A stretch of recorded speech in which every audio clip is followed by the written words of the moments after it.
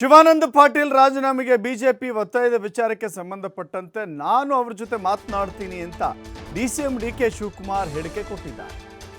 ಸಚಿವ ಶಿವಾನಂದ ಪಾಟೀಲ್ ಹೇಳಿಕೆಯನ್ನು ಖಂಡಿಸಿ ವಿರೋಧ ಪಕ್ಷಗಳು ಪ್ರತಿಭಟನೆಯನ್ನು ಮಾಡ್ತಾ ಇದ್ದಾವೆ. ಮಾತ್ರವಲ್ಲ, ಅದನ್ನು ರಾಜಕೀಯ ಅಸ್ತ್ರವಾಗಿ ಕೂಡ ತೆಗೆದುಕೊಂಡಿದ್ದಾರೆ.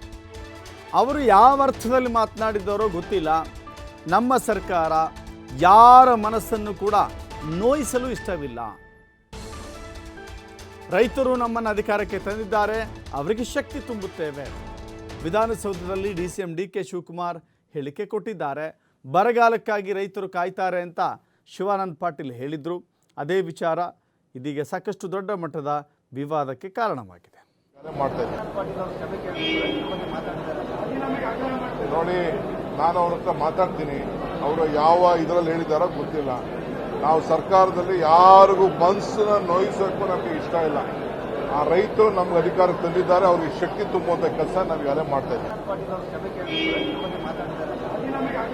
ನೋಡಿ, ನಾನು ಅವ್ರ ಹತ್ರ ಮಾತಾಡ್ತೀನಿ. ಅವರು ಯಾವ ಇದರಲ್ಲಿ ಹೇಳಿದಾರೋ ಗೊತ್ತಿಲ್ಲ. ನಾವು ಸರ್ಕಾರದಲ್ಲಿ ಯಾರಿಗೂ ಮನಸ್ಸನ್ನ ನೋಯಿಸೋಕ್ಕೂ ನಮಗೆ ಇಷ್ಟ ಇಲ್ಲ. ಆ ರೈತರು ನಮ್ಗೆ ಅಧಿಕಾರಕ್ಕೆ ತಂದಿದ್ದಾರೆ, ಅವ್ರಿಗೆ ಶಕ್ತಿ ತುಂಬುವಂಥ ಕೆಲಸ ನಾವು ಯಾರೇ ಮಾಡ್ತಾ ಇದ್ದೀವಿ.